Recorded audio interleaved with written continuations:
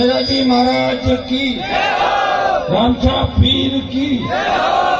उपस्थित गोपालगढ़ के विधायक मुख्यमंत्री साहब, मेड़ता की विधायक बहन इंदिरा बावरी जी, अंतर्राष्ट्रीय बॉडी बिल्डर प्रिया सिंह मेघवाल, भाई बाबूलाल जी सरपंच साहब, सम्मानित मंच, उपस्थित मौजूद बुजुर्गों, नौजवान साथियों, मेरे छोटे भाइयों, सबसे पहले तो भीनमाल के अंदर तो आपने जोशीला ऐतिहासिक स्वागत किया, सर्व समाज का हृदय से आभार प्रकट करता हूं। बहुत बहुत आपको धन्यवाद।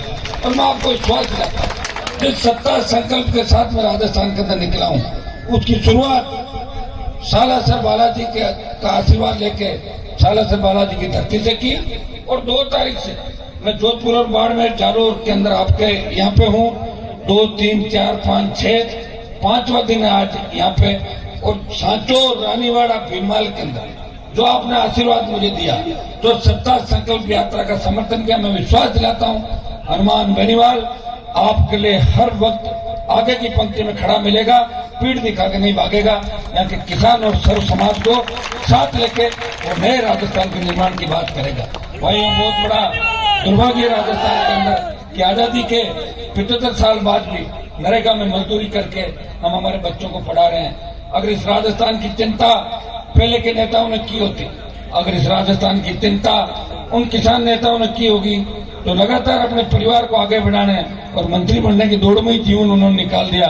नहीं तो खुद मुख्यमंत्री बने, न बनने दिया, न इस इलाके का विकास किया।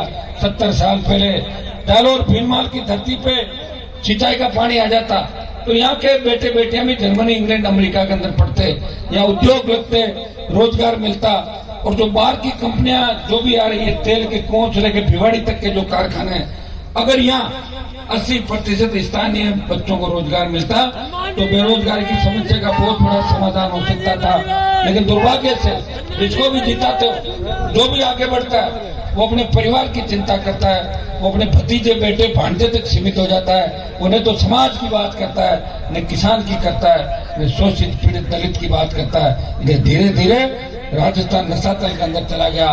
ये जालोर, सांचौर वो इलाके हैं, ये मारवाड़ वो इलाका है जहाँ की संस्कृति की एक अनूठी मिसाल इस देश के अंदर कायम की जाती थी। भाइयों, आज भी हमारे मारवाड़ियों ने चाहे गुजरात, महाराष्ट्र या साउथ नॉर्थ ईस्ट के अंदर देखें, अपने दमखम पे अपनी मेहनत से लोगों को भी रोजगार दिया, देश की आर्थिक व्यवस्था को आगे बढ़ाने का प्रयास किया, कोशिश की। मैं जब मद्रास जाता हूँ, मैं सूरत जाता हूँ, बेंगलोर जाता हूँ, तब सारी जातियां वहां मिलके मेरा स्वागत करती है। लेकिन जैसे मैं राजस्थान वापस आता हूँ तो कितना जातीय जेल राजस्थान के अंदर, आप बताओ।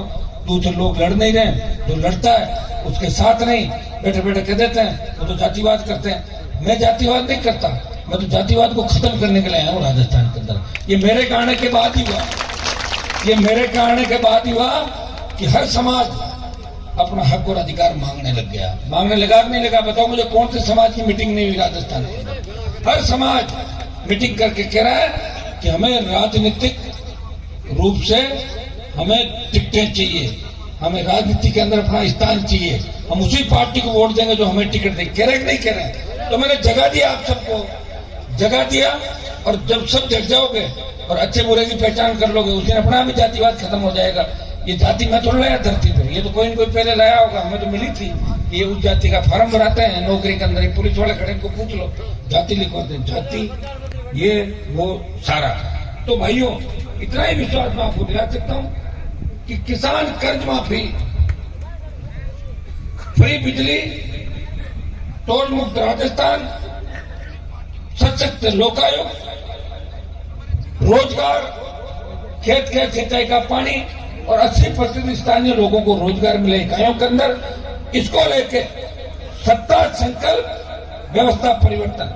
व्यवस्था परिवर्तन बिना सत्ता का नहीं होगी, इसलिए हमने इसका नाम दिया है सत्ता संकल्प लेंगे हम और व्यवस्था को बदल देंगे। हम ऐसी व्यवस्था चाहते हैं कि गांव का गरीब आदमी फटी धोती, फटी जूती के अंदर अगर वो थाने तहसील में जाए तो थानेदार तहसीलदार बोले, बाबा बैठो, चाय पियोगे, कोल्ड ड्रिंक मंगाऊं आपके लिए। ये व्यवस्था राजस्थान के अंदर मैं चाहता हूँ। मैं ये व्यवस्था चाहता हूँ कि रात को 12 बजे भी हमारी बहन बेटियां अगर सड़क पर निकल ऐसा महसूस करे वो घर के आंगन के अंदर घूम रही हो।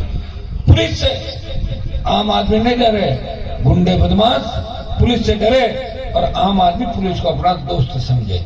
ऐसी व्यवस्था हनुमान बेनीवाल राजस्थान के अंदर चाहता है। भाइयों, किस बात का टोल दे रहे हो आप बताओ? डीजल पेट्रोल 100 रुपए। जब गाड़ी का रजिस्ट्रेशन कराएंगे डीटी ऑफिस के अंदर तो शायद बोलेरो का कितना लगता है? 1 लाख 1.5 लाख लग जाता है। हाँ, 1.5 लाख। स्कॉर्पियो का ज्यादा लगता होगा, फॉर्च्यूनर का और ज्यादा लगता होगा। और फिर भी टोल बीनमाल से कोई ट्रक लेके चलेगा और चारों महानगरों में घूम के जब वापिस बीनमाल आएगा तो 30,000 का टोल देना पड़ेगा। कितना? 30,000 का टोल। वो किसके लिए ले रहे हो? किससे ले रहे हो भाई? जनता का टैक्स। सड़कें बना नहीं रहे हो। तो 7 मैंने सड़क देखी, 3 महीने पहले बनी नहीं तो पूरी टूट गई सड़क सारी। सारा भ्रष्टाचार चारों तरफ। अशोक गहलोत कह रहे हैं कि मेरी सरकार वसुंधरा ने बचाई। इससे बड़ा मिलाजुली का क्या खेल होगा राजस्थान में? बताओ मुझे। ये मिलाजुली का खेल है। आजकल लोगों को क्या हो गया कि खुद अपने गिरबान में झांक के नहीं देखते। हर कोई मुझे चुनौती दे देता है। अरे मैंने कहा तुम्हारी औकात ही नहीं है कि मुझे चुनौती दे रहा है। जो अपनी कॉन्स्टिट्यूंसी में घूम रहा है मुझे क्या चुनौती दे रहा है? फर्स्ट बार कोई एमएलए बन गए, किसी का आशीर्वाद